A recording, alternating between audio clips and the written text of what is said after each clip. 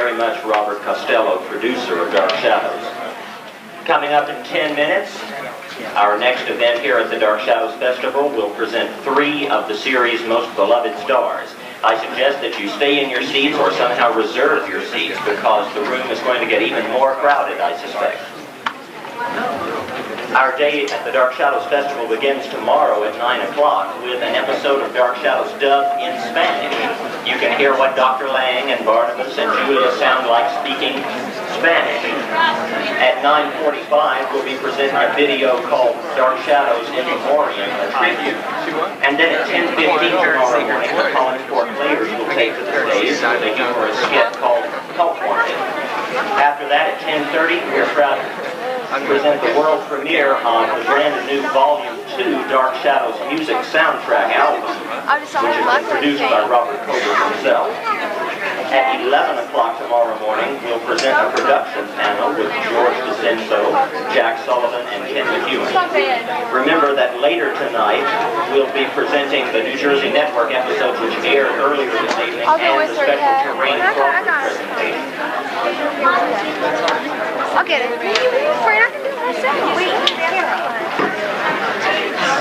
Remember that the video room has been moved. It is not on this floor, it's downstairs. Go down the escalator and straight into the Monmouth room. The beautiful and spacious art and dealer's room is down the escalator and to the side. I've just been informed that our next event will premiere at 8:45 instead of 8:30. In the meantime, we're going to enjoy some brand new Dark Shadows music. Save our seat. Save our seat.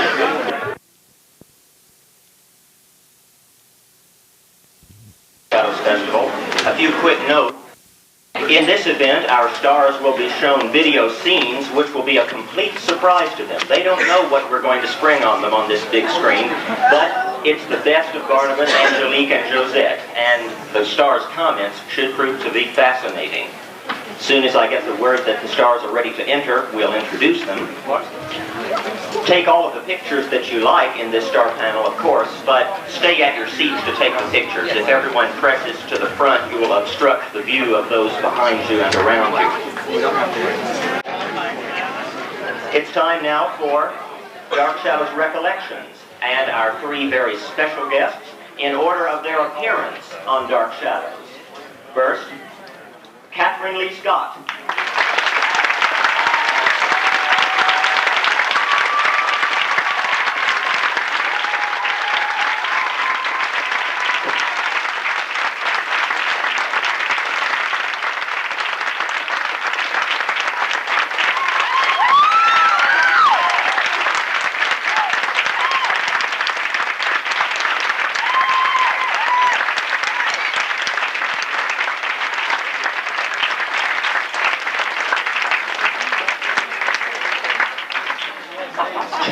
Frid.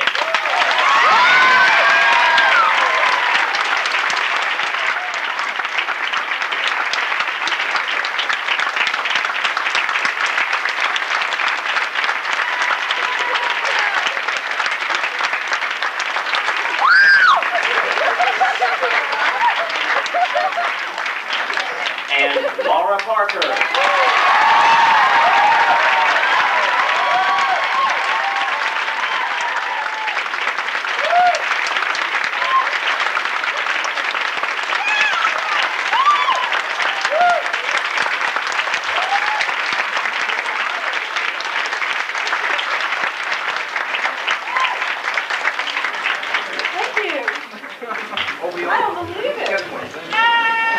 These things whistle at each other as we get closer. I'd like to look at the dance step. Here we go. We'll practice later. So, what do we do? What are we supposed to do now that we're here?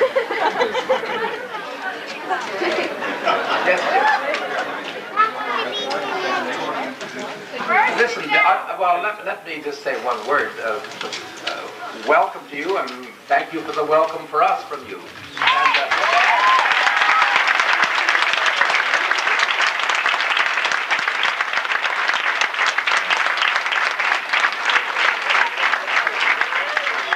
Lara are a bit of, I guess, jet lag at this point, or I don't know which way that goes. We come from Los Angeles, but they just got in, and so you'll forgive us. 5 minutes to 6, you know. So Dinner time. that's our excuse for being a little late. Actually, we were having a little supper next door, and so now we're all together. I think we're in for a very exciting weekend. It looks like it. So, Jim, you have a word to say?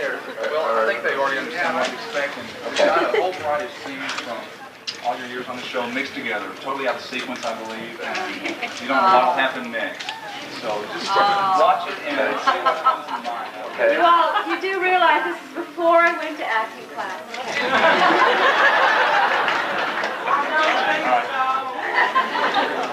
All right, we can sit.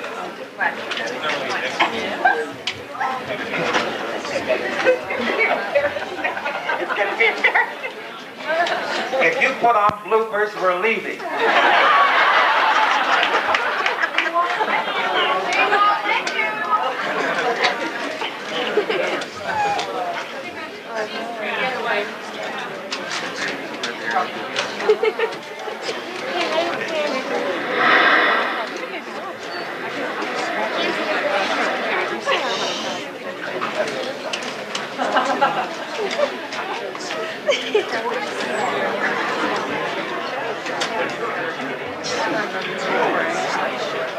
Well, that's straight.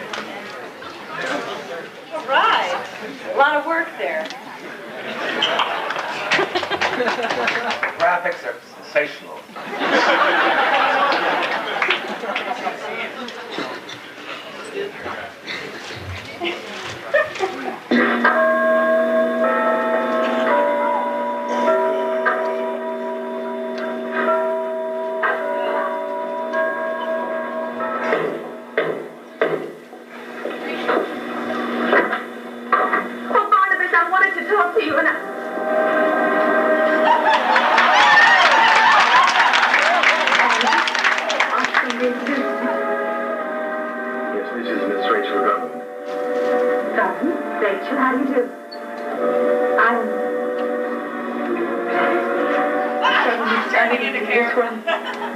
Somehow demands that we recognize all the formalities.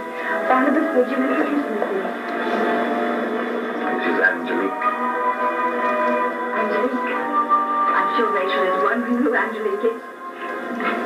As well she might be. Go on, Barnabas, tell her who I am. Angelique is my fiancée.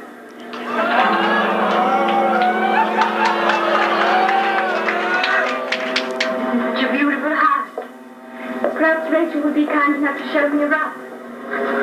I'm sorry, but I don't think that's possible. Oh, forgive me, it was presumptuous of me to ask you. It's just that I have an immediate reaction to people, and I have the feeling that you and I have a great deal in common. Excuse me.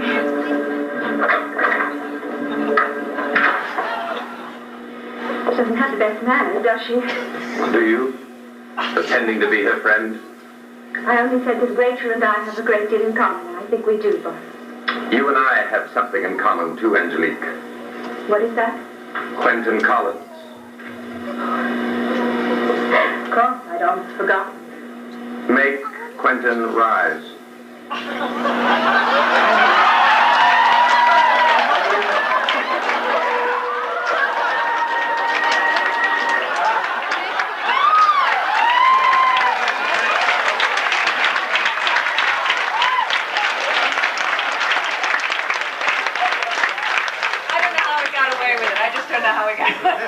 We've just got to stop this pornography right away. I won't have any more of it.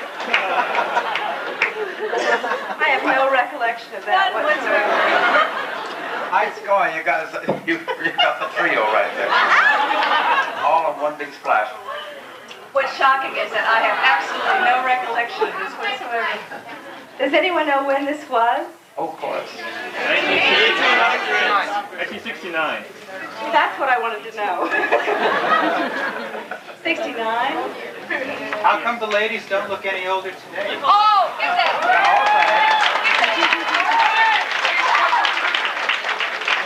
As for the supposed timeless vampire, he's changed a little bit, though. Jonathan looks pretty good, too. But you're so right. You know, when you make a deal with the devil. That was very kind of you. That was a great scene. Well, I think whoever found that, that is a real jewel. I've never even seen that one. I know I've never seen that scene. You don't remember your preparation? Or? No. Well, let's go on to the next one. We'll get involved as we go along, I'm sure. We just have to sort of get in the... I just don't know how I managed to keep a straight face when Jonathan said it. You notice they didn't cut too close with me, so I probably didn't. On the other hand, I was probably so glad he remembered it. The two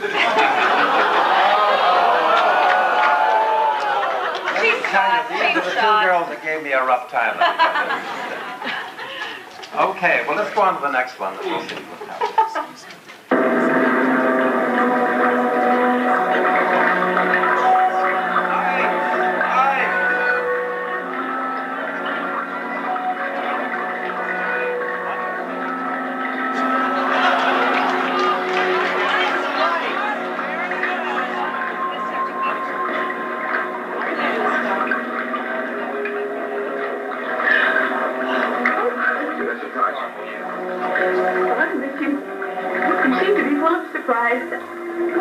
I just feel so foolish having assumed that we were friends. We'll always be friends. But perhaps soon I'll be able to offer you more. I don't think that's the way a man should talk. We've just welcomed a newly arrived fiancé. No, it isn't. Under ordinary circumstances, but, well, these are special circumstances. You see, she's here for a reason. The reason is obvious. You want to marry her. Seemed that way. But in the same way as your Reverend Trask talks about goodness and practice only badness, so sometimes things aren't as what they seem. See, sometimes the truth only comes with time and trust. Do you still trust me? I don't know, Barnabas. I just don't know.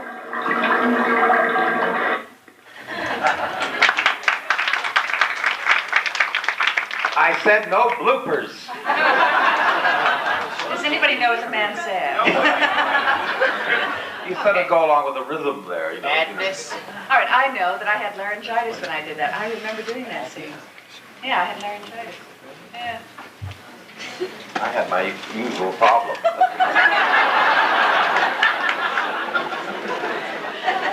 I do remember that. I always liked that setting, I must say. I remember when the first day we saw that setting, we really thought we were in class. Sorry. You know, that was probably the most Real elaborate. running water, we thought. Running water, which trickled through the scenes before and after half the time. And filled in the spaces between the lines. Whatever. But no, that was I always liked that setting. It was very interesting. Okay, well, let's go on to the next one. And who's running the lights? Okay, fine.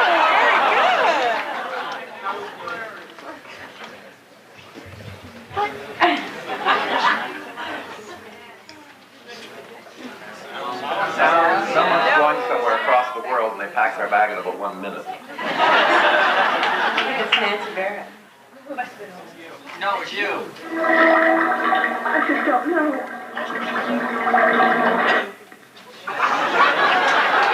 That's very good. Oh, it's a quick farewell.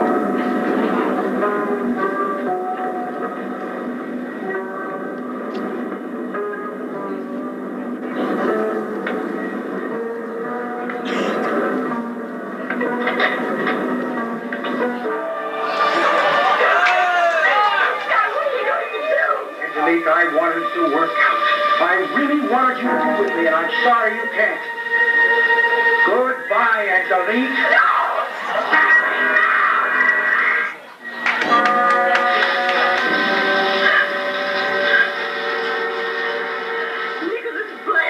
you here to kill me. You're not one of us. And you never can. You don't know what you're doing, Scott. Don't make this any more difficult than it already is for me. I beg you, please, don't make me. Don't hurt me. Fight you. If you could fight me, I would have gotten it over with by now. I just wanted to look at you one more time. Nicholas didn't tell you very much about me, did he? Only that you and he had met before. I'll give you one more chance. Please let me go, and I promise you I'll leave this house and I'll never see you again. It'll be over.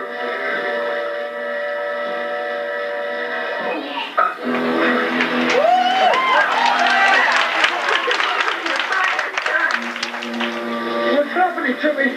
Do as I tell you, or I'll make it worse.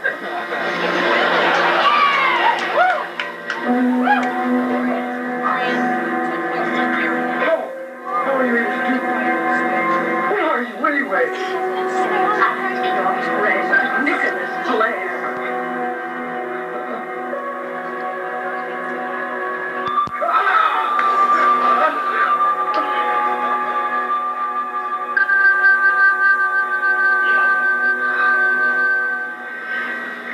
Oh, maybe it was all wrong from the beginning. We both kept from each other our darkest secret. I wish it could have worked out. Because I really did love you, Scott.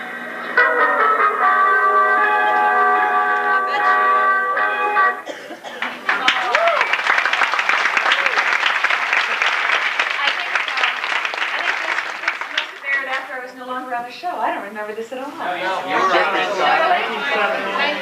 1970. Oh.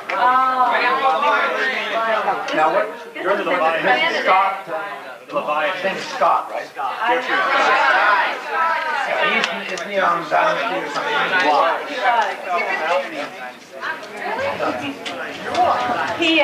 I ran into him in a bar about 3 years ago.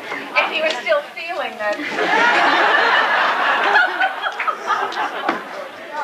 Actually, I did a play with him in New York that ended up lasting one night, long enough for critics to review it. You recognize each other. You ran into each other. Oh, of course. No, we had 3 months of rehearsal. I mean, yeah. But he was a terrible actor.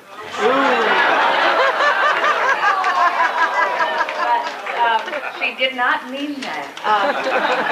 So good looking that he actually ended up on Dallas. It doesn't mean a thing. She's for a long time. Yeah, he's very, very handsome. He still is. He's better looking than he ever was. Well, that's something.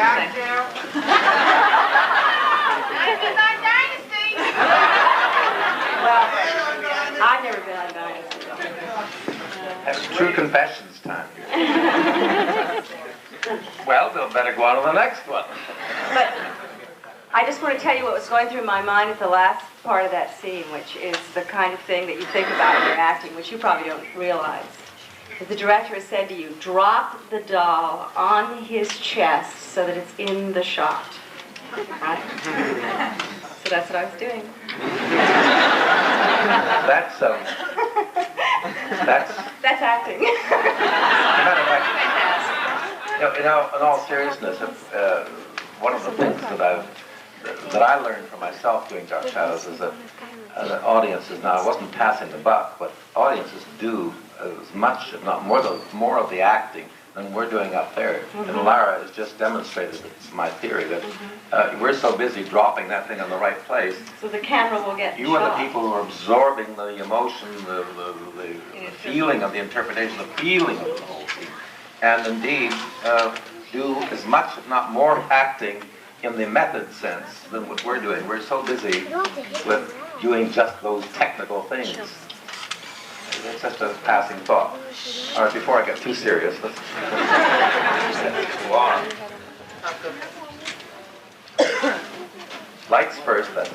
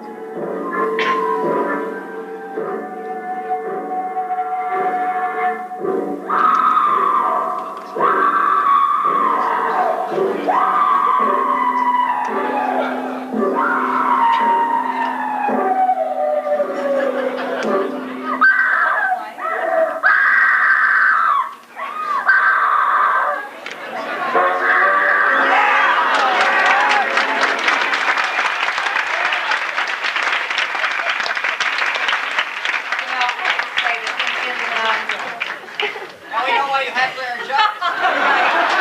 She was our best screamer. Well, actually, that reminds me of two stories. Leela Swift was directing, and they needed somebody to do a scream, and they hired a girl to do the scream, except that she was also studying voice. And she came along, she went, oh! Said, I need a scream. And it was my scream anyway, so I screamed. And she went home, and I kept doing the scream. So after that, I think I did an awful lot of screaming. But I also said in my book that I always felt like I was walking through miles of dry ice, saying, Willie, where are you? Barnabas, save me. And that proves my point, because those areas that we worked in were seldom more than, it was like 5 square feet, 3 square feet. And Laura just pointed out that I made a little circle around a rock. You couldn't move further, because further was the Collinwood set. Or, so 5 square feet, and that was it. That was the miles of corridor and the dry ice. The thing that occurred to me when I was watching that is we were wondering who directed it, and we could almost have a quiz, doing it. Who, and you people probably would know just as well as we would. Who directed? John Sedgwick. Okay. Oh. I mean, do you recognize the style? Sometimes Henry Kaplan was very exact. So I remember he had us do all these exotic positions and still try to play a scene. And he was very demanding that way, but I was trying to figure out who did it. Well, that was the early one. That was in black and white, too, wasn't it? Yeah. So I saw John Sedgwick, by the way, not all that long ago. I saw him in, let's see, gosh, only a couple of months ago. And we sat and talked about Dark Shadows. He recalls as much as I do. I mean, it just started pouring out of him once we started talking. So I don't know when you last saw him or if he's attended any conventions, but gosh, he's doing Santa Barbara now. Unfortunately, I'm sorry, but the camera people, they're taping these things for the future. So, but we should have probably been positioned on the opposite side, because you're not seeing Lara at all. But then on the other hand, you're not going to see the screen. We have to cheat.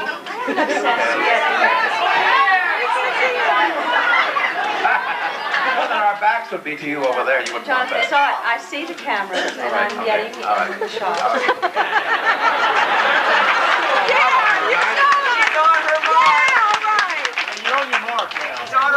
Learning movie star school. I can't believe you say these things. Okay, so we move on. Okay.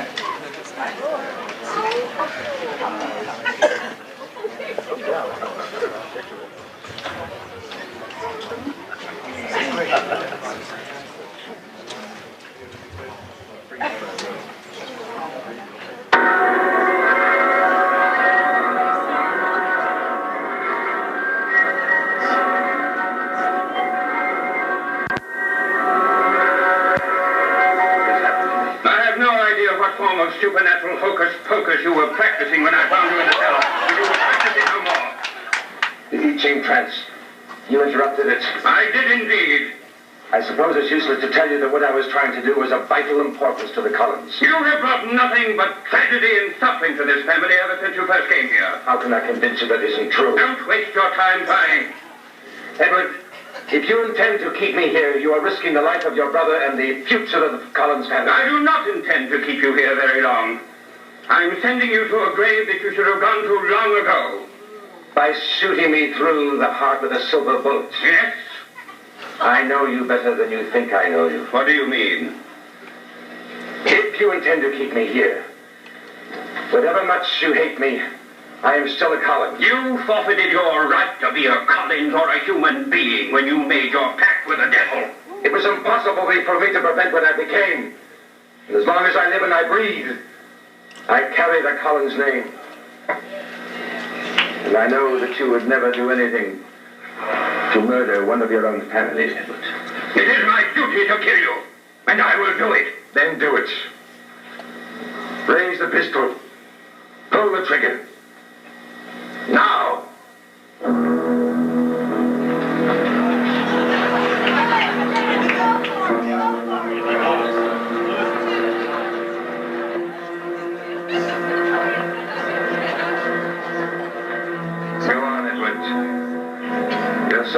devoted to doing your duty. Get it over with.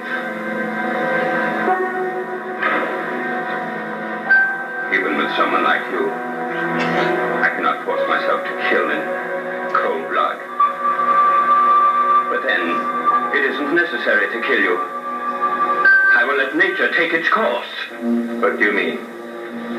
Unless you're in a coffin, you cannot survive during the day. I will leave you here in this cell and wait for the dawn to destroy you. Does the thought of death frighten you, Barnabas? Does the thought of death not frighten you, Edward? When my time comes, I will have no qualms when I meet my maker.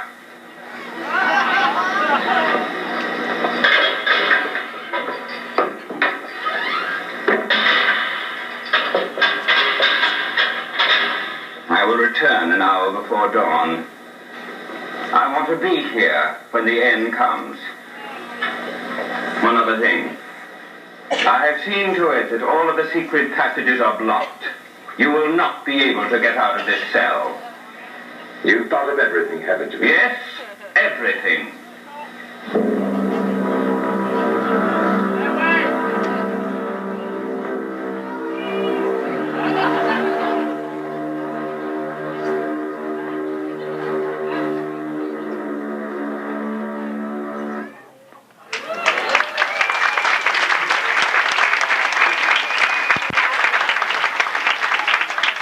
Lara was just asking me if I see Lewis at all, and I said, well, maybe about twice a year.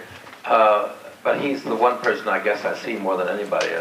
And we used to have a lot of giggles together when we were doing these things. And we always sort of imagined ourselves going off like two old 19th century English actor managers going off on some Shakespearean tour. And I doing Othello one night, he'd do Iago, and then we switch roles the next night. We've always had And then we grand mix up ambitions. the lines. And Yes. both plays. Laura was saying at dinner that we remember Grayson Hall as, and Laura used the word polarization. She made a terrific impact on this show. She did.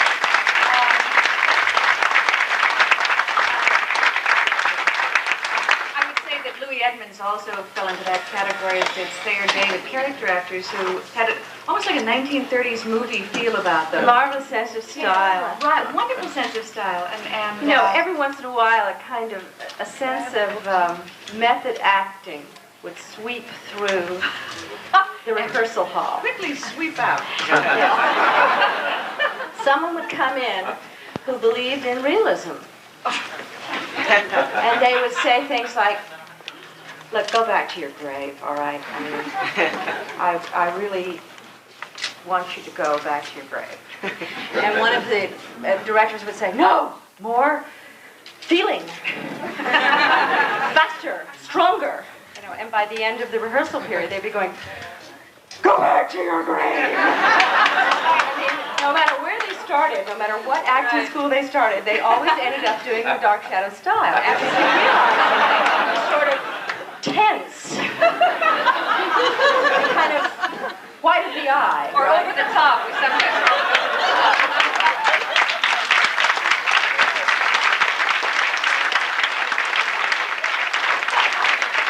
You know, I remember in this regard, about 1972, 73, I went to South America. You know, the Dark Shadows, if anything, was more popular down there than here. And I was in Paraguay, and You're all speaking Spanish? it was simply fabulous in Spanish. I'll tell you why, because the Spanish language is much more bravura about it. English, we tend to sort of restrained language, much more so than the Latin languages. And they picked up our style beautifully. And I can give you a perfect example in the way they pronounce my name down there. You know, here, with most of the people in this company in English would say Barnabas. But down there was Barnabas. And that was exactly the whole style of it. So they loved this bravura. They had no problems with it, except that I always wanted to meet the gentleman who dubbed my voice. And then I thought after a while, no, I better not. He'll probably take a knife to me or whatever, or a silver bullet. Because I think he probably had more trouble trying to get my rhythms and so forth. But I mean, I have never understood this art of dubbing. It must be a tremendously skilled art in itself. But anyway, they had no problems with our style, our physical style. They just played it beautifully to the language, and it was a very, very fascinating show. As a matter of fact, I hope they're playing this weekend. I know that Jim had are they doing it? Tomorrow morning at 9 o'clock. They're doing the Spanish version of one of the scenes. And yes. Oh, I'd love to see that. And of course, Kathryn talks in her book about seeing the movie in French. I love to have seen that too. But all right, well, we'll go on to the next one.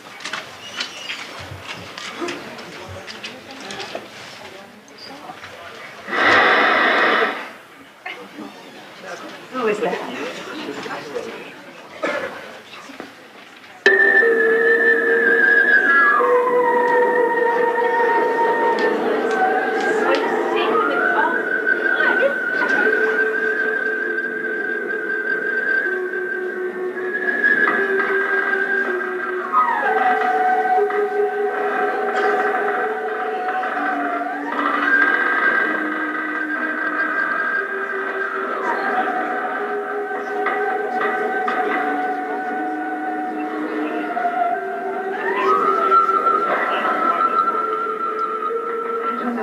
Secret was, Angela.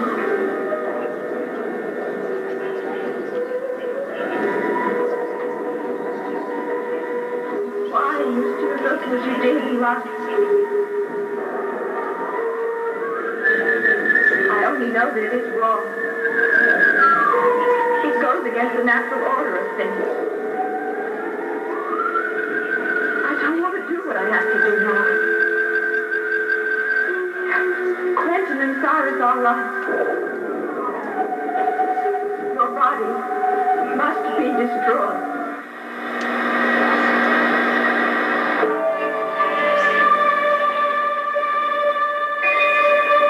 My dear Alexis, you are always so right. Someone must be destroyed. But it won't be me. It will be you.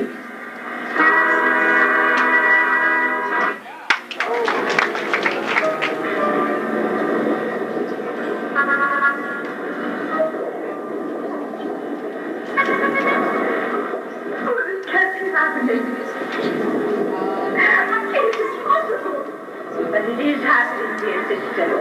Thanks to you. You're dead. You're dead. There always were so many things that never did interest you, Alexis. You were always the innocent one, so content with life as it was. But I have always known that life is much, much more than it seemed to me. I was able to master secrets you never dreamed you existed. No, the dead cannot live again. They can. The help of the living. How my body remains preserved, that will remain my secret. But I always knew my spirit would never die. That someday someone would have to come and open my casket. Then, all that was needed was the touch of a human hand. You gave me that. The warmth of your touch brought the life back into my body. Oh, I don't believe it. Of course you don't. It can't be. That's what's happening now, and of course you don't believe it. But it is happening, Alexis. You can feel it happening. Can't you? It's so cold. You will become cold. And cold. Until all the warmth is gone from your body and you die. I must have your warmth to sustain my breath. I cannot keep looking into my eyes. Oh, please, do not resist me. You will keep looking into my eyes. I don't want to die. Your time has come and you must face it. You must accept it. You have only a few moments left, and in that time you're going to tell me all I need to know before we change places. Change places. You will take my place in the court, and I will take yours. And come.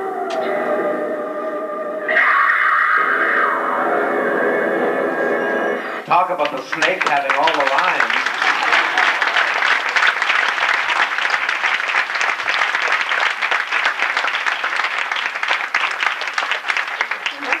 You notice how it's a little bit bigger on the right. You have any idea how that? How was that done, Laura? Thank you, Kathryn, for asking.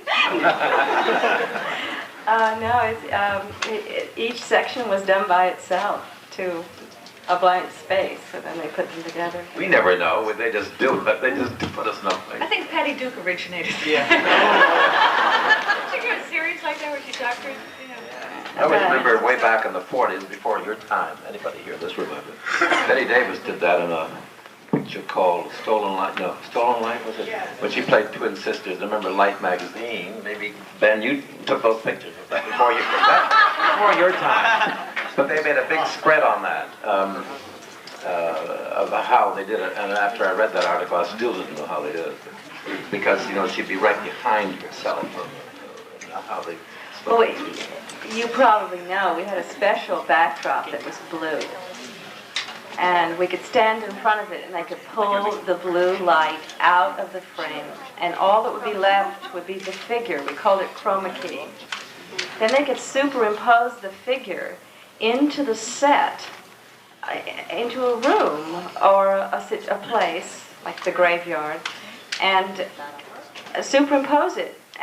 But if you were an actor, playing with someone else, that was fine. But if you were playing with yourself, it had to be taped.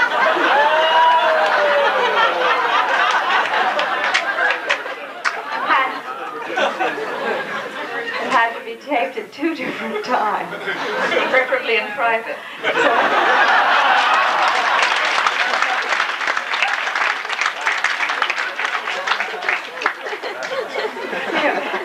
Actors get a lot from other actors in terms of... Elaborate. They get to look into their eyes and see their response. That's very difficult to do a scene with blankness and then turn around and do another scene with blankness and then see someone put it together. But we've all worked with actors like that. But that was a lot of fun.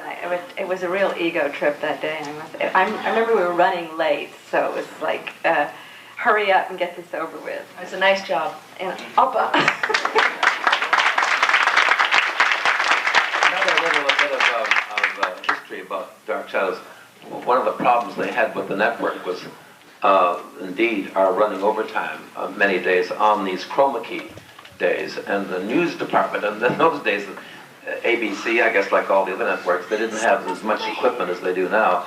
And indeed, we were borrowing or using the remote or whatever that the news department needed at 5 o'clock to put their news together. And we were going at it still at 5:30 sometimes, and with all of our technical effects. And they didn't like it very much, so the Curtis organization was often at loggerheads with ABC because we were taking up too much of their time with all of these special effects that we did that no other soap opera attempted in those days. Okay, let's go on to the next one. Lights. Camera. Action. Action.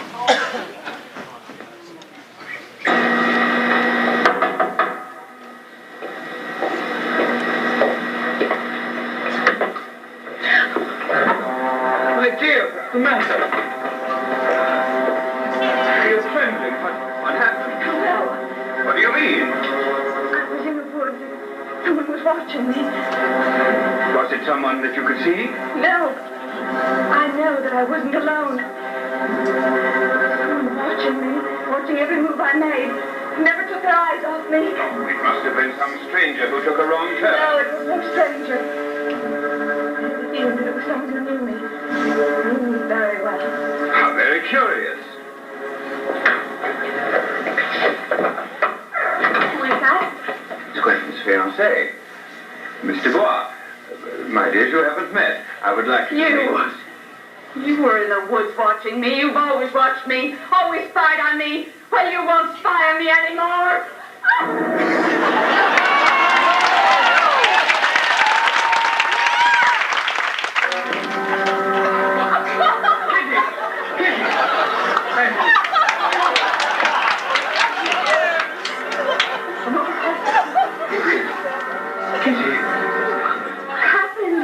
Don't you remember?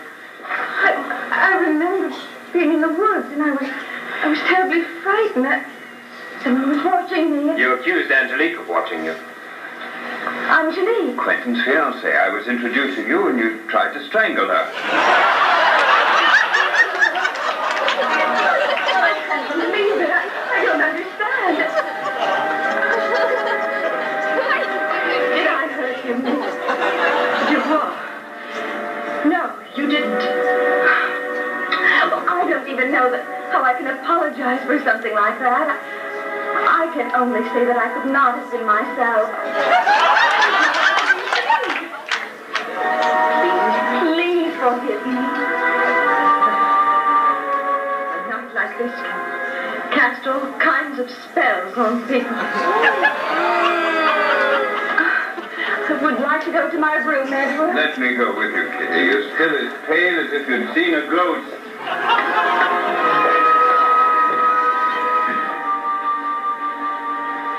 Shall we go into the drawing room and discuss our wedding day? Quentin? Quentin? I think I know why she did that. Oh, you do? Mm-hmm. Why? The hate I feel for you was somehow transferred to her mother. What an interesting theory, Quentin. Well, I'm sure you'll come to know sooner or later that the reason that lady attacked me has got nothing whatsoever to do with you. Shall we go into the drawing room?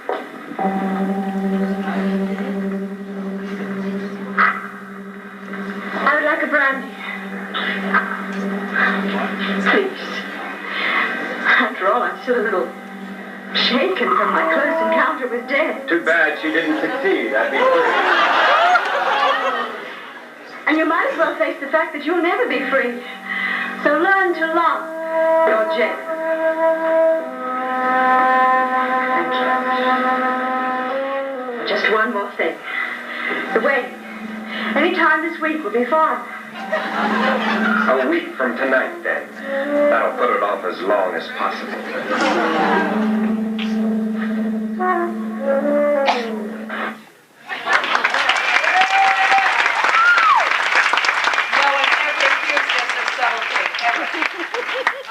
John Collins and Linda Evans probably took notes. Yes, I was just going to say. And then Must later have watched emulated this before they wrote Dynasty, right? Did you reenact that? Yeah, just a strangling.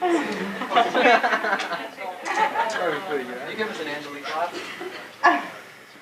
You know, I was just thinking. Laugh. Oh, come on. Oh. Do the Angelique laugh. We'll work on it. I'm trying. Can she do this whenever you walk in a room? You know, it's really fun to see these. I don't even know if I ever saw them. No. Because a lot of times we didn't see the show. A lot of time we finished taping the show just in time to go in for the rehearsal for the next day. So very often, and also you never knew when the show was going to be on because it depended upon how far ahead we were. Sometimes we're a day or two ahead, sometimes 2 weeks. So a lot of times we never saw these shows. I don't even recognize most of them. You know, it started playing again now in Los Angeles, actually in Pasadena. By the way, some of the things we're Anaheim. talking about right now are in the Kathryn's book. Yeah. I'm sure you've all heard about it. But, I was thinking a moment ago when we were talking about Chroma key, you go into that quite extensively, as I recall. Yes, I don't know how, you see Chroma key all the time. There's never a news broadcast now that you don't see Chroma key, but then it was fairly new. And I mentioned in my book there were times when we had so many special effects on the show that we would skip all of the dialogue chunks. We'd just skip all of that and we'd go on to the next special effects gag. And there was one time when Johnny Carlin and Jonathan Frid and I were doing a scene together, but we weren't together at all. I mean, one of us was in the sound booth. That was you. Yes, that was you. It was your voice. John Carlin was in the crypt, and I was in front of the chroma key screen, which allowed me to sort of float or hover above Jonathan. I mean, we were in totally different parts of the studio, and the three of us playing a scene together. But that's what chroma key allowed us to do. Theater is so much simpler. Okay, shall we move on to the next one then? But who would believe this dialogue? Are there any writers here? I mean, they've got to own up. I mean, I can't believe you said that. You know, I was just thinking a minute ago that back in the 30s, when I first used to go to the movies, and we used to laugh at the 20s, which was only 10 years before that. But I was laughing at this sort of thing in the 30s, and here it is the 80s, and we did the 20s sort of thing in the 60s. I mean, this is like Sure did.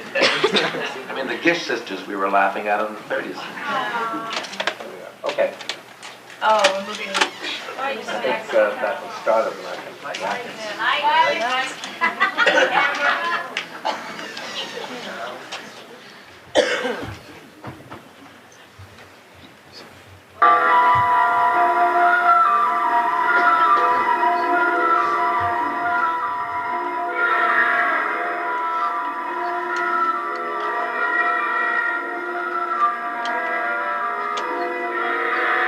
Wherever you are, Josette, you must hear me. I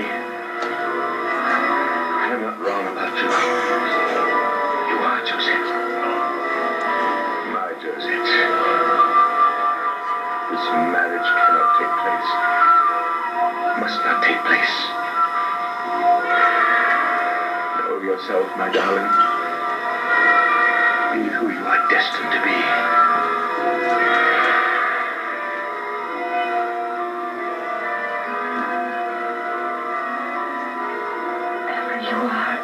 Please, leave me alone. I want to leave this room and come to you, but I don't know why. It frightens me. I must not give in to you. I must stay here, and yet...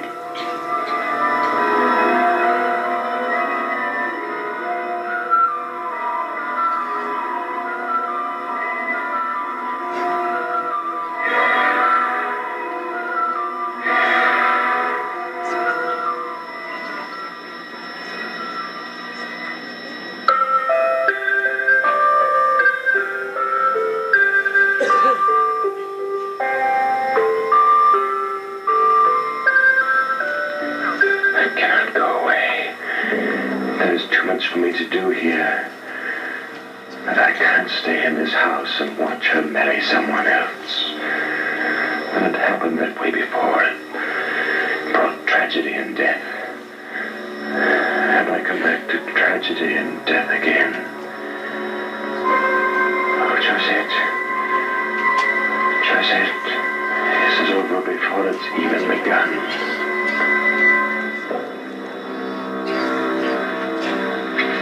Your call. I have come. I am your Josette, and I shall be. Always.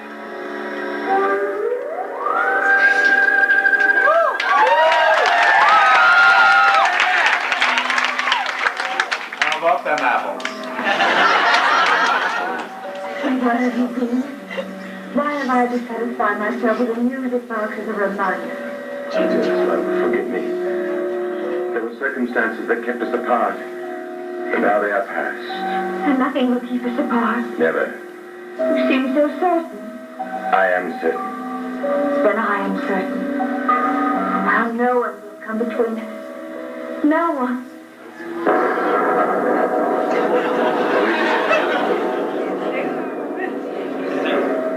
Here.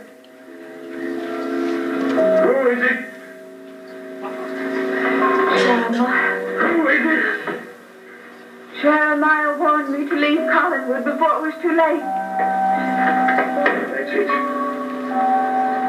Jeremiah, if it is you, leave us alone. This time it will not end as it did before. This time you will not keep us apart. Who are you talking to? What am I doing here?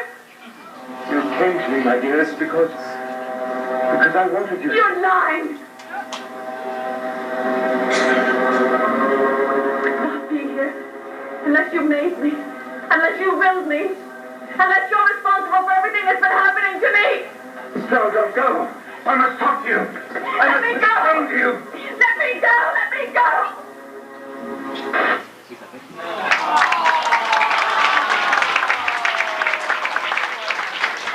I thought we were pretty good on that. I think that's one of our better scenes. No, however, you know, I noticed a little error there. Did you notice the error, technical error? The mirror, of course. I used to complain, although I never really played the vampire particularly, any more than an alcoholic. Playing an alcoholic plays drinking scotch. I mean, you drink, you play the things that come out of it. So, as I did with Barnabas, I never particularly took much interest in the occult part of it, except that when I was first on the show, I said, for heaven's sake, there's that shadow of me, and there's that mirror, and then this, oh, come on, forget. And then also, too, that I was always being offered wine, a macchiato or something by Louis Edmonds, or invited for dinner, and I'd be supposed, and I tried not to drink these things, but because if the camera's not on you, all that playing goes for naught.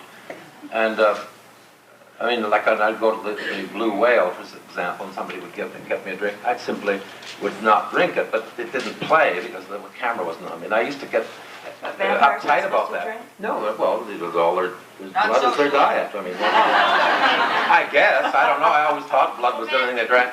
So, I mean, they couldn't do it. But anyway, then I gave up after a while. I mean, as a matter of fact, our very first scene together, the first time you saw me, you saw my shadow first. They actually exploited the shadow. I mean, just quite apart from the fact that it was there accidentally, they actually exploited it, as I remember. And that's what you saw. First, you turned around and saw me. Well, you're not supposed to have a shadow. But, we have to give Jonathan credit all the way along the line, because from day one, he researched this. I mean, who knows about vampires, for heaven's sake, or the occult? He did. He always came up with these kinds of things. Well, yeah, but then I was toothless, so. But anyway, no, but I just thought you got to play the rules. But if you don't play the rules, it's a hell of a. You know what's so funny is I watch scenes like this. I remember that when I first came on the show, I really wanted her part. Because when I became an actress, I wanted to be the princess. I wanted to be the heroine. So when I first came on the show, and I couldn't have Jonathan, I used to go backstage and work on cry. And the director would take me aside and he'd say, "My dear, you are not the heroine, you're the heavy." And I couldn't, it was like I really couldn't understand this. And it was Jonathan who said, "You've got the part. You know you've got the part. You get to play evil and sweetness and all these jealousy and hatred." I remember saying, "I don't know how to play it." And he said, "Yes, you do. Somewhere deep inside of you are all those evil things."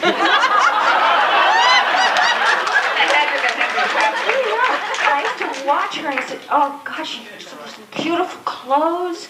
She always looked so beautiful." And I said, "I want to be the heroine."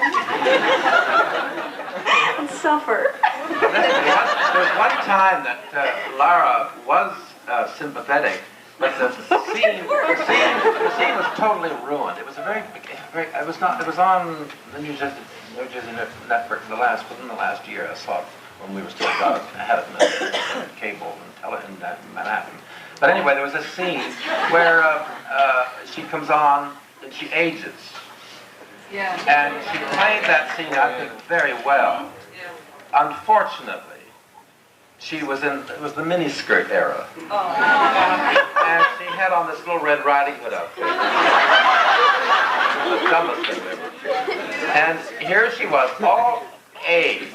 And not only did they have the wrong kind of costume on her, but they didn't even cover for that in the direction. And there were these beautiful gams that she's got. I mean, and there's this aged face, gorgeous legs, and the camera kept taking pictures of her.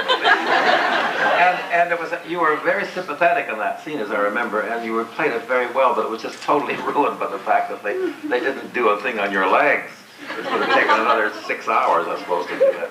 At least they could have cut you off, but they didn't. They played it all up. It was so crazy. Yeah, but so much of this happened by accident anyway. I haven't seen the very first episode, but I know you have. I'll steel myself for it. But over dinner, somebody said, your character was so different. And I've told this story before, and it's in the book. When I was hired, I was supposed to be a wisecracking young Eve Arden type. That lasted maybe a week. And I wore a blonde wig because it was thought that I should have blonde hair because Vicki Winters had dark hair. There was no other reason for it. And so I had a blonde wig on. Well, the blonde wig tossed, and that character went out the window, and I slowly emerged as sort of the ingenue or the heroine. And then when Victoria Winters left, Alexander Molka left, I became the governess. It was all totally by accident. Playing Josette was totally by accident. So these things sort of evolved. And I think it was a stroke of luck that you played Angelique, because you did a beautiful job on that.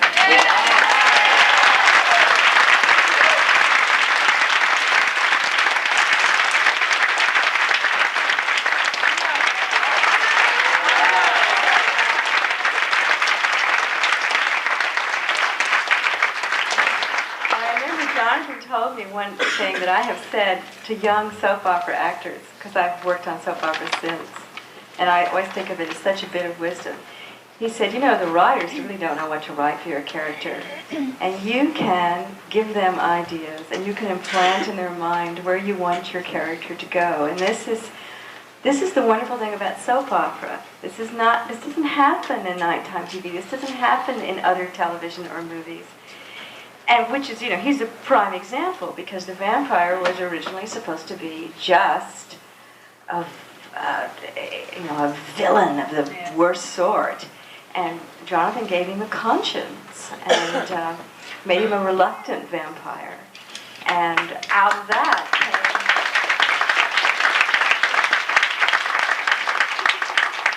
came the incredible story of guilt and nevertheless passion, and the conflict between the two. And he said to me, you know, you can guide your character. You're in a very interesting position in show business. And I've told so many young soap opera actors that, you know, you really can. You can give the writers ideas. And I remember because the writers do. They watch us. They watch you. They watch. I mean, they saw what Kathryn was doing. They said, take off the blonde, and let's make another character, or a slightly different character, because of the good things she's giving us. That's what's nice about this particular medium. Actually, you just touched on something too. I did an interview day before yesterday with the LA Times, and they asked me why Dark Shadows had such a loyal following after all these years. What was it? And I said that Dark Shadows really fulfills the requirements for a cult show. One of them being ensemble playing and really caring about the characters. There's another element there, and I think it's a kind of morality, which certainly emerged in Dark Shadows, and it had a lot to do with the kind of character that Jonathan chose to make Barnabas. The show obviously changed tremendously when Jonathan came on the show, but that was one of the elements that he introduced. And I think it's one of the things that makes Dark Shadows enduring. Kind of morality. I know Star Trek has it, and the other shows that people really care about have it. Do you agree? Yes.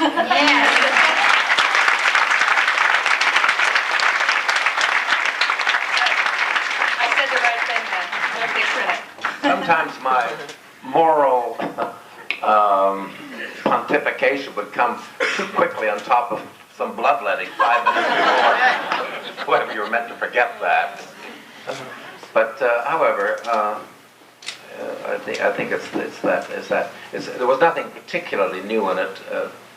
I think even the Frankenstein monster was at heart a good person. Quasimodo, for heaven's sake, was a nice person.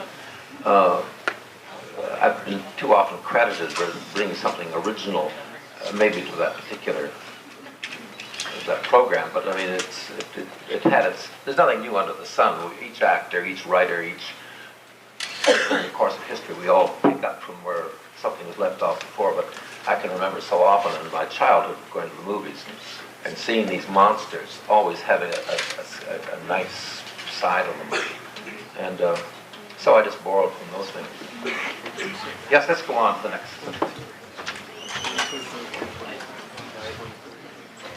Light.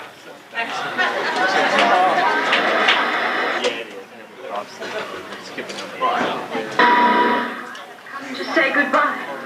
Then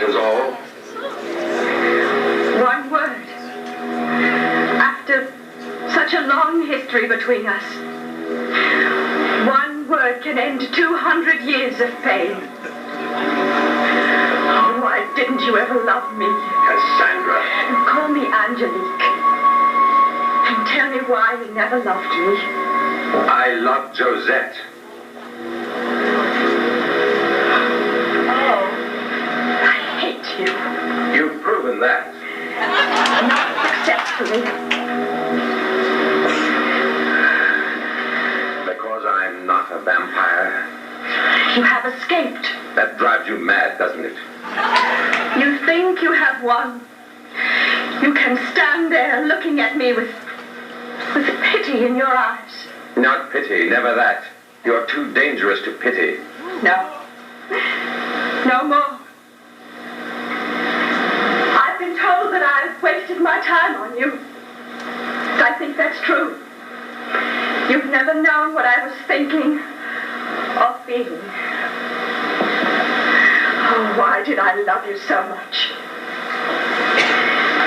Nicholas says that I still do. That even dying, I love you. Dying? What do you mean by that? Miss Barnabas, I now have one of the few privileges that humans have. What are you talking about? You should understand better than anyone. You could not die for so long.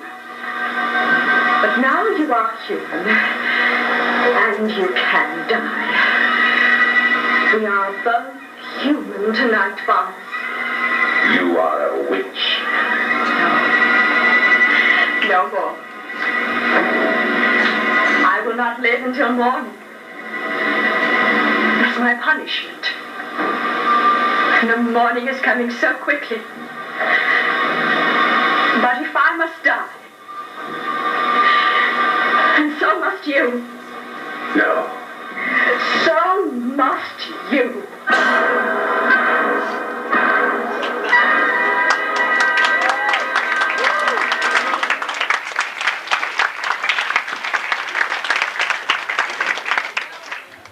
Like that? I've often told the story about the time that Jonathan shot me. I don't know whether you have this. You probably don't. But it was so great because he shot the gun and I went like that, and a prop man put a sponge in my hand with red blood, and I went.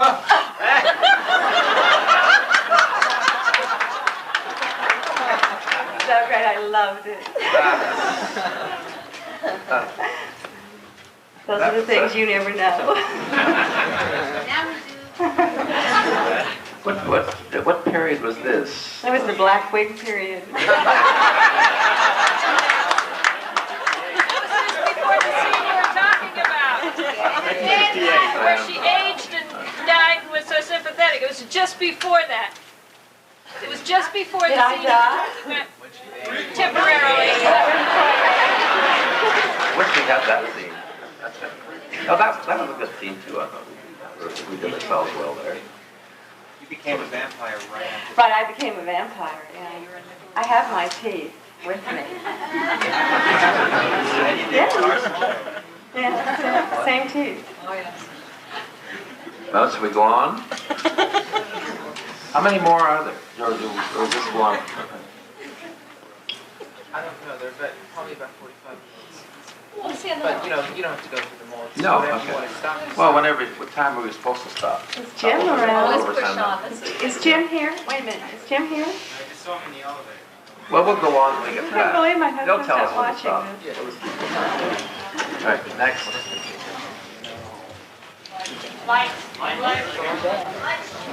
Action.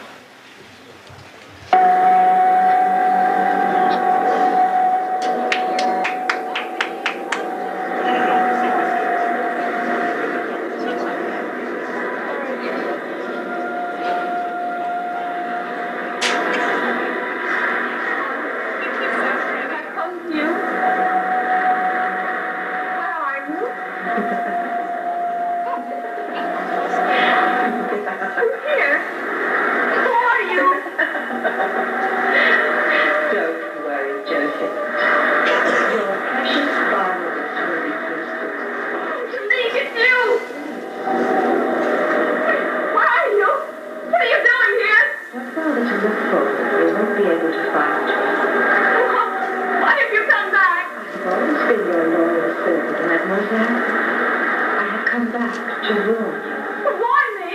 To show you what lies in store for you after you and Barnabas go away together. I don't understand. You will, very soon. You must not go with him, Joseph, because he is evil. No, that's not true. Barnabas loves me. If he loved you, he would have told you that he plans to change you into the monstrous thing he has become. He is planning to kill you, Joseph. And after you are dead, he will bring you back to life. No! But then you will no longer be the beautiful creature you are now. He will have transformed you into a grotesque, bloodthirsty animal. Stop it! Stop it! Look, Joseph. Look out over the cliff. And see yourself as you will be after he has made you free. I won't look at You can't resist. Go on, Joseph. Look into the future and see how you will change.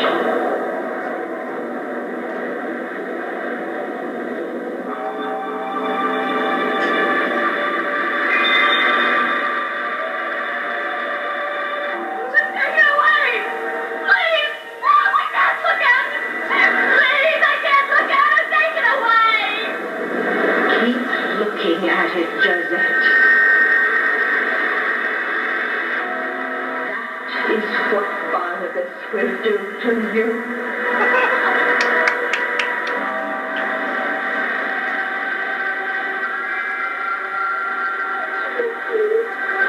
I beg of you, take it away! Are you all right? There you are. Don't you come near me. I know what you are. I know what you are. Don't come near me. Don't touch me. Oh, I don't want to be what you've become. I don't want that to happen. Please. I die before I let that happen.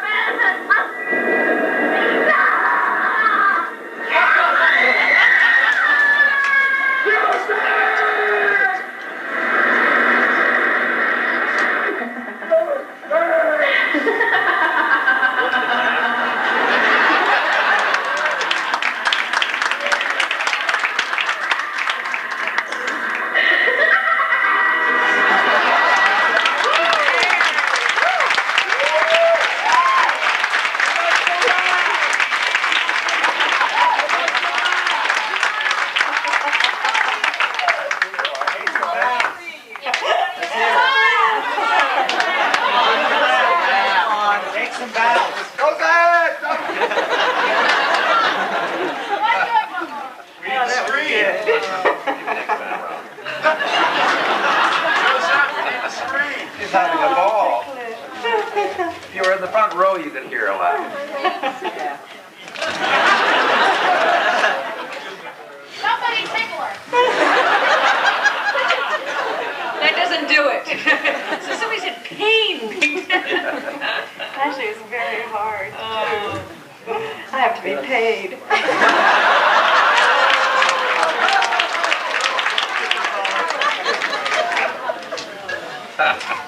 Anyway, I was talking about accidents before. This particular sequence is all about accidents. Because it's how Josette came into being. I know you've heard this story before, but Josette, yeah, it is a funny one because it happens so often on Dark Shadows. But I was visiting the studio one day, and just to pick up some scripts, and it was Bob Costello, and you heard him talking earlier tonight. I don't know if he tells this story, but they were using a clothes dummy for Josette, and this show had been written, and they couldn't make that clothes dummy look real enough, even with the lighting and all the rest of it. And I just happened to be there. And so I volunteered to stand in for the dummy. And so I put on the tatty old lace stuff, and there was some hair, and they put the hair on me, and powdered it down, and used baby oil and then talcum powder, and then some blood and all the rest of it. And the fan. Well, that's really how Josette started. That's why she became a real person and why I ended up playing her. It was purely accidental. And also this, you mentioned earlier that Lara went on Johnny Carson with her teeth. Well, I never got any of those teeth. I ended up using false fingernails. And there was a scene with Barnabas, and the camera always had to be on the other person, who talked a lot while the other person slipped on the false teeth, the fangs. And in this particular case, because I didn't have some slip-on fangs, Vinny Lascalzo, who's gone now, but Vinny Lascalzo, who is our makeup man, stood off to the side, and while the camera was on Jonathan, I went off and dried off my eye teeth, and he stood there with 2 little fingernails from, his fingers like this, with eyelash glue on them. I stood like this, and he stuck them on, and then I put my glue on. And became a vampire like that. But anyway, those are among the accidents that I think made the show charming. Nothing was ever planned. Well, I'll say my first bang number with Kathryn another time. But I think why? Most of you have heard of it. I think a lot of you have heard it before. Well, if you remember, because you don't know that you realize it or not, it was the first time you were in the bed. I thought we were doing it earlier when you were... Yeah. And I came through the French windows. You were Maggie at that time. And I came in. It was the first time I ever used them.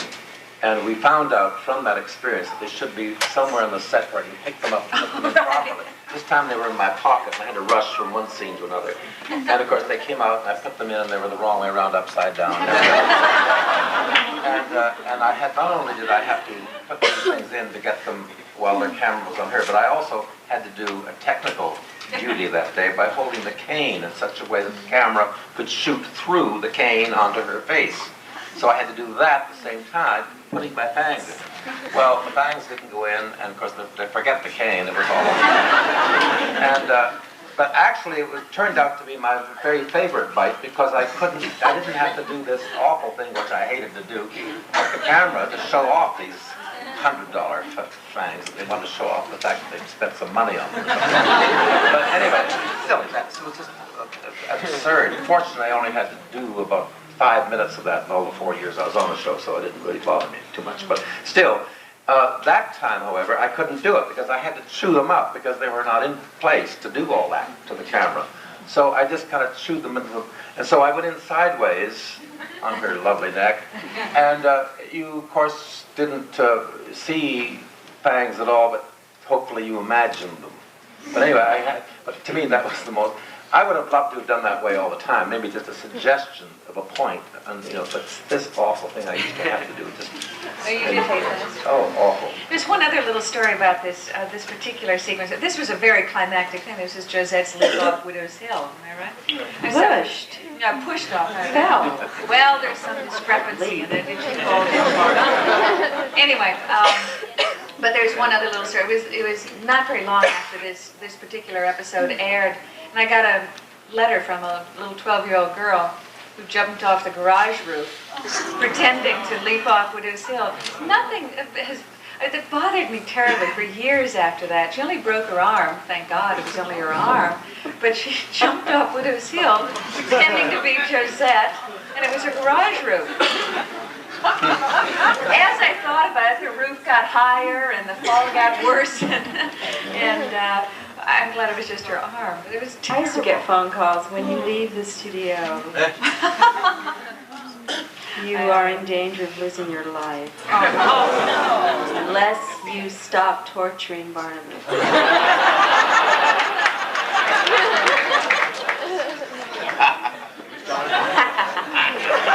I have a laugh too. Come and see it on Sunday. I vaguely remember reading something in the paper about 18 years ago that you were all getting nasty letters from religious fundamentalists Yes. who were calling you devil worshippers. Well, I still hear from the woman who's trying to convert me from being a witch. No, she prays for me. I'm grateful. I'm grateful someone still writes to me now. I must say, another thing I learned from soap opera acting, the audiences are really much more satisfying to an actor because they absorb what you're doing so much. I mean, we have a lot of fun laughing, in a group, but when you're watching television by yourself, which is a personal medium, you get involved. Whereas in the theater, the audiences by comparison, tend to be show me. You go into the theater and the audience is a bit on their guard. I want to see, I paid $50 for the seat anyway, so I want my money's worth kind of attitude. It's not always that bad, but soap opera audiences are simply wonderful. They get so involved, so marvelously that it's very rewarding. So even though we're not in direct contact, I somehow or other we got the waves, I guess, mail or whatever. I can remember when I couldn't take the subway when school let out. If I had an interview or an audition or something, I had to take a cab. And that was a lot of money. If I was in the subway, if I was on the platform when school let out and the kids saw me, they would scream, run to the other end of the platform. Hey, I'm just, an actress. But it was incredible. It was wonderful to have that kind of. It was great, yeah. Yeah, let's have one or two more. Where's the boss? You the boss? Are you running this show? Who put this together? This is the person that deserves an applause. What a lot of work.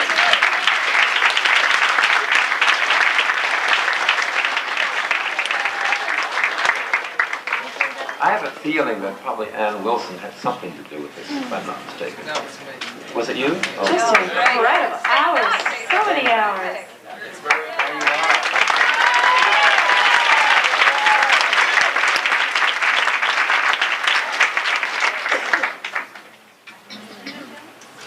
Okay, that's it. Huh? Light. Camera. Action. Light switch.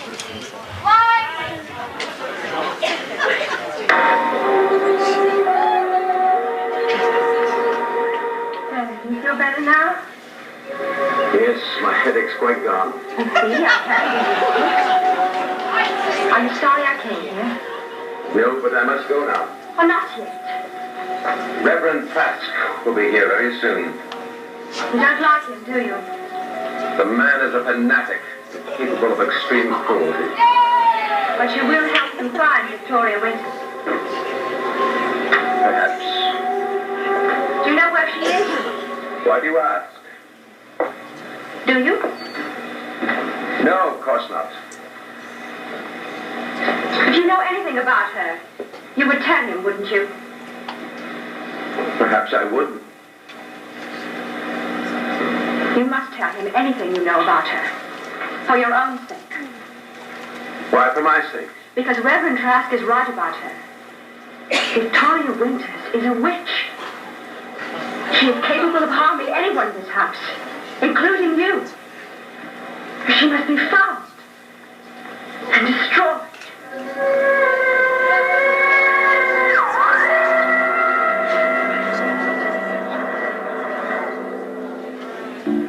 What makes you so certain that Victoria Winters is a witch? Everyone else seems to think so. Not everyone. Only Trask and my Aunt Abigail and the Countess. Even she isn't certain. She must be a witch. Why do you say that? Well, how else can you explain the strange things that have been happening here? Your father's disappearance, for instance.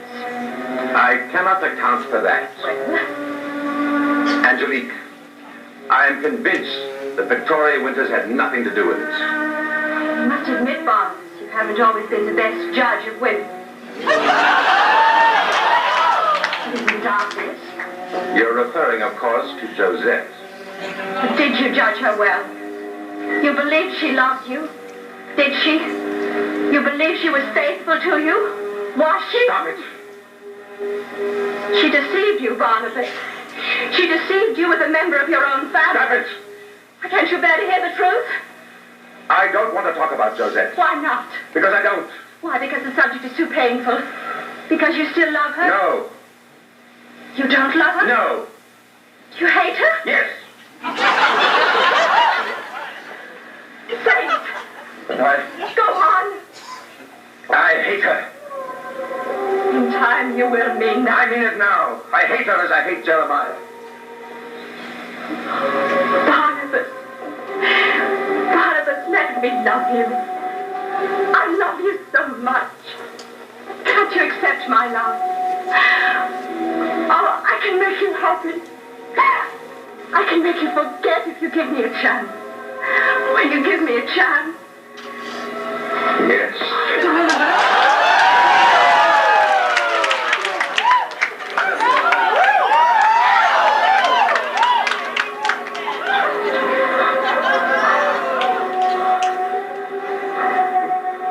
Will you come to my room later? Yes.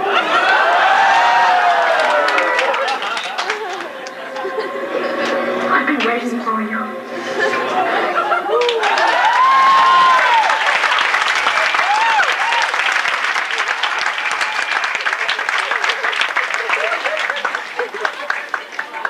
Of course, we go to commercial naturally after that. So. We cut up the scenery that night, didn't we? Don't you love the little 4 little points? Some days there were 5 little points, and then there were 3 little points. Depending on Vinny or myself, the mood we were in. So, well... I got to play the heroine that day. I got to play Joseph that day. Yeah, that was a switch. I certainly never think when I see these scenes, I think we really did a soap opera. We were operatic.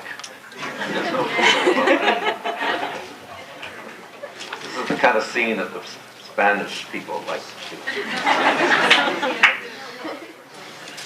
Nothing like it anymore, huh? Well, let's go on, shall we? Yeah, right.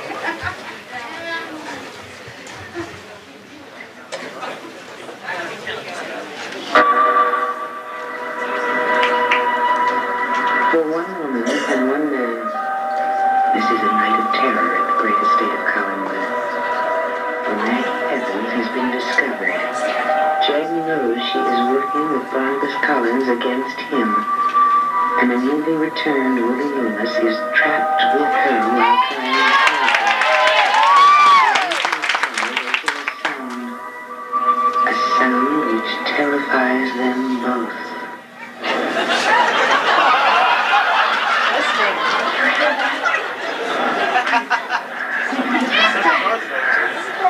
Willie! What is it?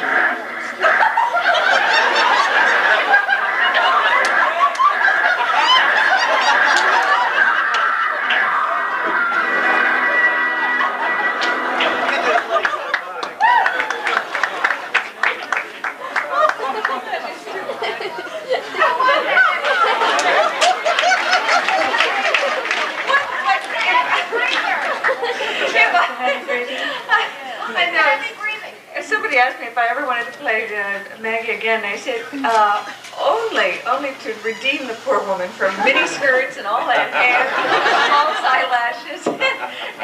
I mean, we dressed ridiculously. But you know, we thought it was great. Oh, we did. You know how we used to measure our skirts for that show? Where the fingertips ended, that's where the hem was. You had to grow your fingernails. No, that's how we measured our skirts, and I mean, it was just ridiculous. I mean, we all dressed like Grayson Hall had some of this, the shortest skirts on them. Short fingernails. But all of us wore eyelashes, and it seemed that the longer the show played, the more hair we had. I must have had 15 pounds of hair on my head that scene right before this one. Jim, how are we doing? Oh, sure, we got 10 Yeah, minutes. let's go. Let's see another one.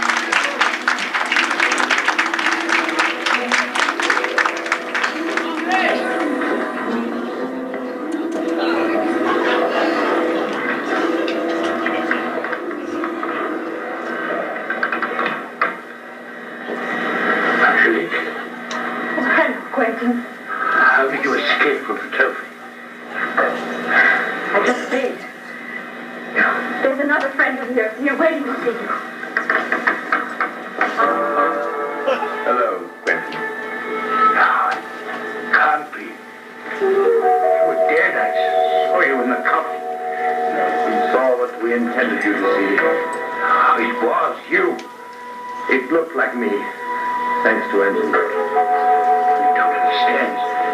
There's some kind of trick. Or is it some new bargain you've made with Patofi? Stop torturing yourself and listen. The time is over when no one would listen to you. The time is over when you were alone. And this is part of my plan. I've contacted Angelique. Now you know what's happened to me. It's worse than I thought. But when you fight, Patofi. I couldn't tell you the plan until now. And now, I'll tell you everything if you will listen. Yes, I will listen. When Julia Hoffman arrived from the present, I knew that I could be cured of being a vampire. Then I could move more freely and fight Patofi. But I had to make sure that everyone at Colin would be convinced that the vampire was dead. To do that, we had to see to it that the vampire is dead. How did you do that? One night before the vampire was killed, Barnabas and I were alone in a hidden room.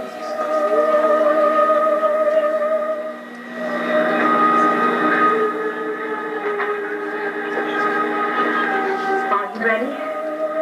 Yes.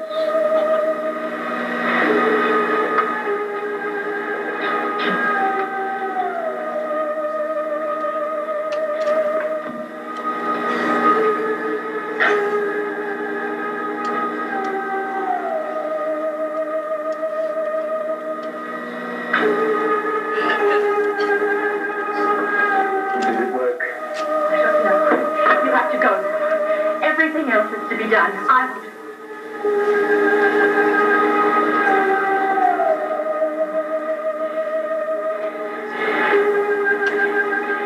Since death is the twin, sleep is the twin of death. Death is the twin of life. Sleep in this mirror until you are awakened, twin of Barnabas Common. Sleep until you are awakened.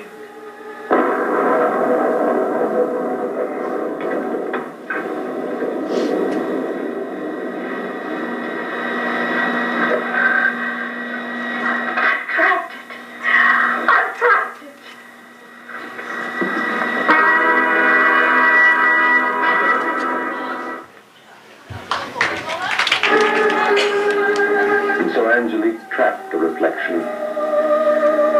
That was the beginning of the doppelganger. At midnight, she went to the graveyard and he came back with earth from the newest grave. And death is the twin of life. You, the twin of Barnabas Collins, take the breath of life from death. Leave the frozen world and come to life. Come to life. Come to life.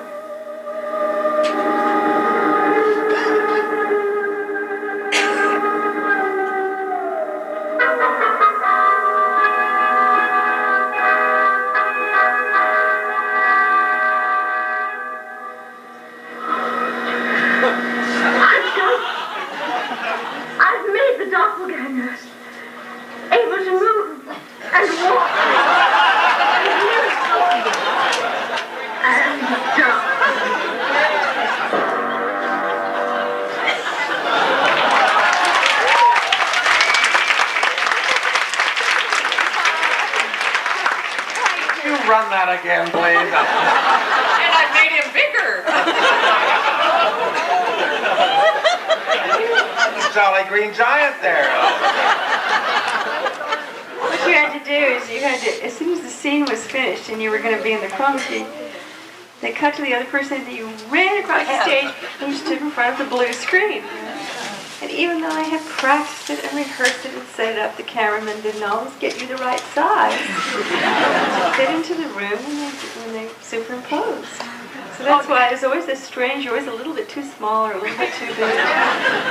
But you know. And it was awful because the stage manager used to, when you were standing there trying to play whatever that was in front of the chroma key, either you were hovering above somebody in another scene or you're part of their dream, or in this case, as Jonathan, you were, what were you, about it? But anyway, whatever it was, there was the stage manager going, pushing you, and of course, go back a little bit, forward a little bit. And part of you was acting your little heart out, and the other part of you was saying, what? That's my mark. You're in the wrong place. So, and you knew you looked like an idiot. You knew they would never redo the show. You knew you were going to have to live with this. You knew you're going to have to be there tonight and see this 20 years later. I remember one time, it was a week or so that I wasn't on the show, but I was sort of watching. And it was that we went back in time or something to the French Revolution for the brief moment. And Grayson was on this particular, and Grayson was she didn't fool around about the marks. She didn't care whether she came right up. I mean, she'd be doing a scene and she'd walk over and she'd I mean, she wanted to be on our marks and no fooling. I mean, that's what she was there for. But anyway, particularly when we had chroma keys, because there was not just one mark, but two marks for both toes, which you had to land on, or you ended up being a giant or a midget. So anyway, I saw her do this, and it was the exceptional. I mean, she was really doing two toes, and I thought, oh, we're going back in time again because she's hitting for that chroma key. And indeed, we went back to the French Revolution.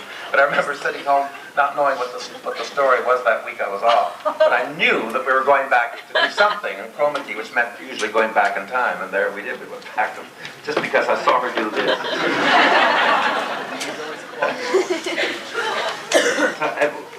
Do we have any more, or should we wind it up, or what? I'd like to say how once many more again. are there? Jim? You're the creator. So I don't remember. There are probably a few. Well, we've got 5 more minutes to be on schedule. Well, let's see. All right, let's see this. Okay, let's run. I'm really enjoying Let's run another one. See. No, they're fabulous.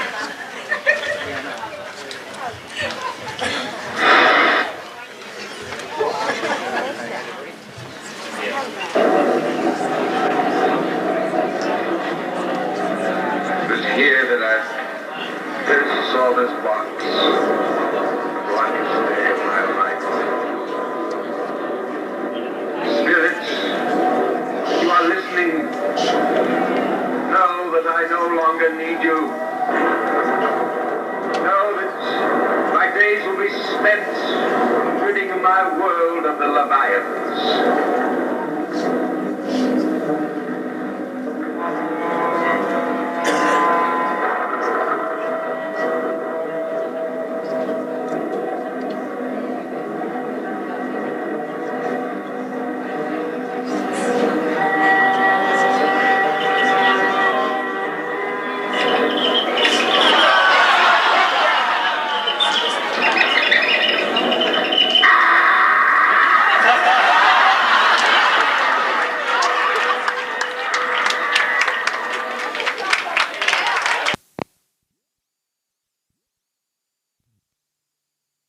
I don't know if we missed any or not. Well, that's, of course, one reason why Dark Shadows couldn't go on forever, because we were into a very specific series of stories that other soap operas don't have to contend with. They go on about everything and nothing, if you know what I mean. But Dark Shadows had a very specific milieu that I don't suppose that we ran out of stories, because I know we were back to repeating ourselves sometimes. Let's shoot for another one while we've got 3 minutes. Yeah. Bye. Bye. Bye.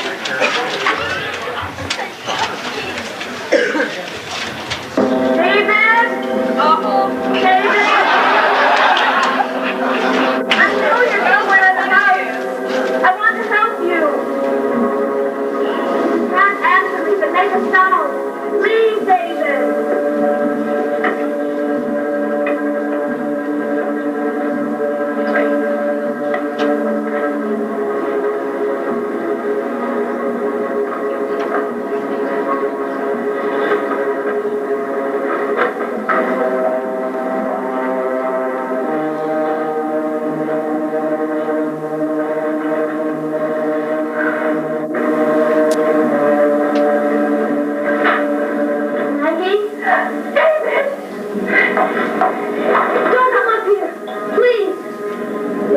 come to take you away. I know. Don't you want to come with me? No, don't.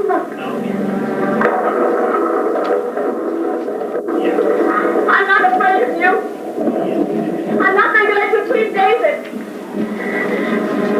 David, come to me. Please come to me. You can't. If you want to, well, then you can. David, just walk down the stairs and into my arms, David. You can if you try.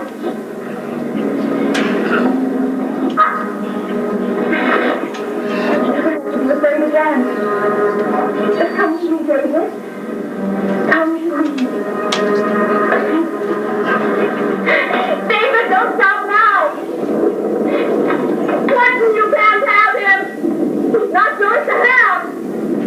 He's not like you, Clinton. I'm going to make sure that he never will be. I'm not afraid of you. I'm not. You can't change, David. You tried. You failed.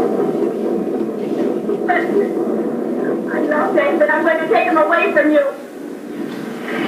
Can you hear me? David, I'm going to come up and take you. No, Maggie, don't. David, he can't stop me. He doesn't have the courage. Stay where you are, please. You don't belong to him. You belong to his family and me. David, come to me. Come to David. Oh, David!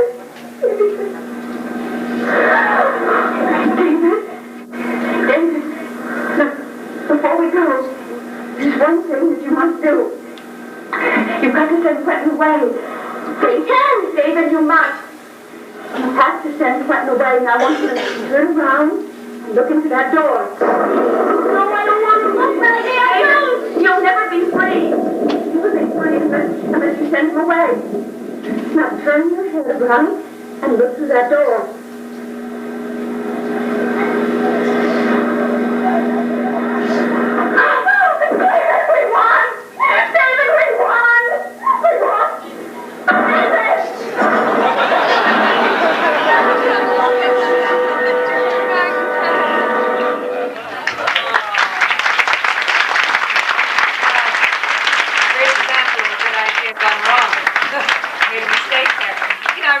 I've heard that David Hennessy has a little restaurant in They Manhattan. grew up. Yes.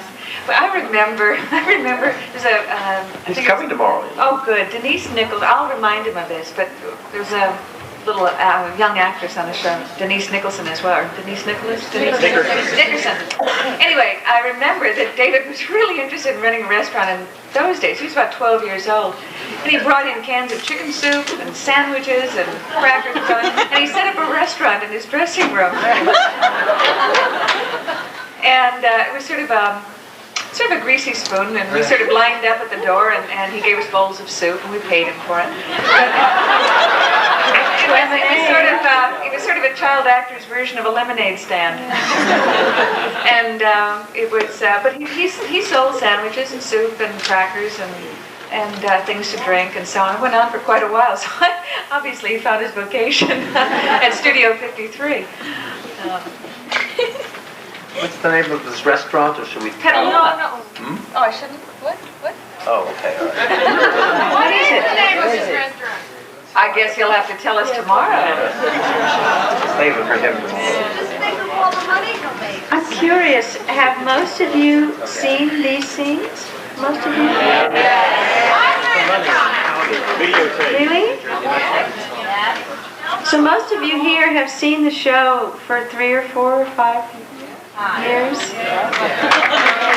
Have us at an advantage.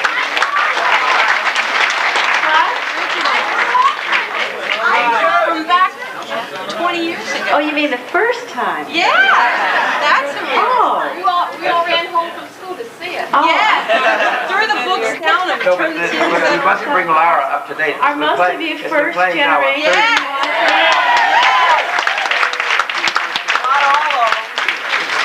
Is anybody here young? I mean, a second generation? some of them are in between. They've seen it twice. Well, the first generation have seen it. Have most of these scenes played again? Yes. Have? Some of the second generation.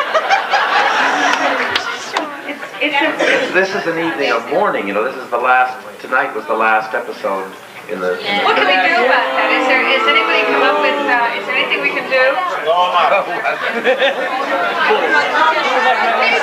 Storm the PBS station. No, Angelique will make him rise.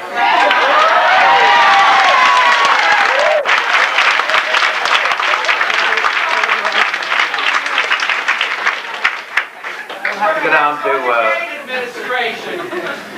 You'll have to go down to. What's the capital of New Jersey? And curse them tomorrow. Pick out the Canadian in the bunch. They stopped in Dallas too.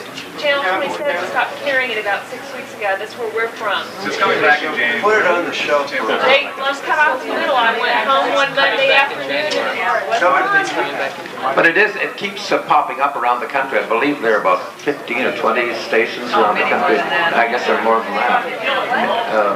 PBS stations. PBS is independent. Victoria, Canada. Is it? Yes. Oh. Victoria, Canada, Cleveland. Yeah, it's showing a lot of places.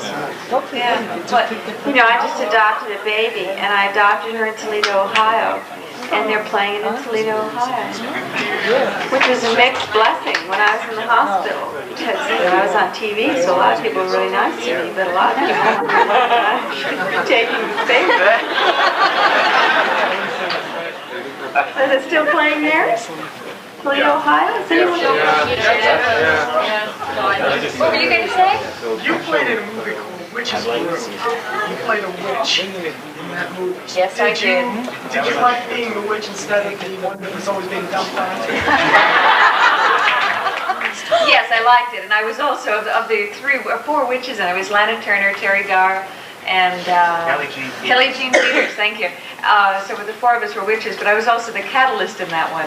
I made the stuff happen. I loved it, and I found a place in West Hollywood, where there's a coven of witches, and it's Santa Monica Boulevard in West Hollywood, of course.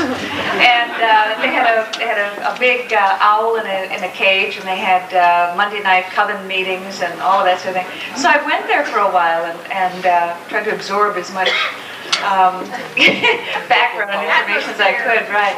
But anyway, it's Terry Garr. I am going to say this. I don't usually like saying bad things about work that I've done and films that I've done.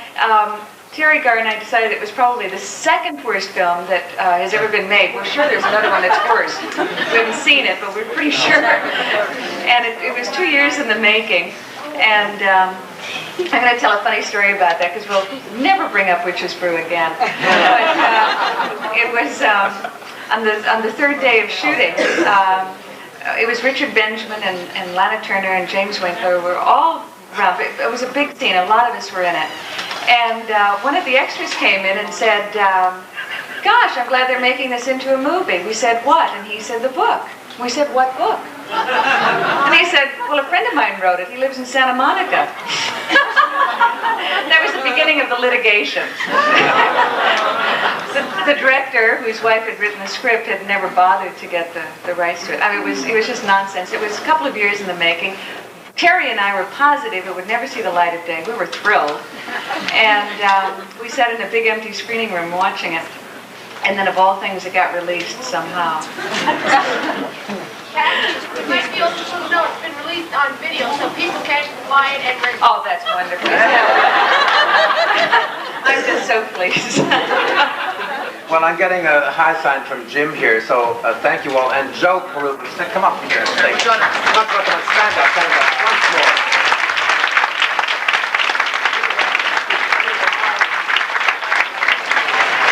Thank you very much for putting this together.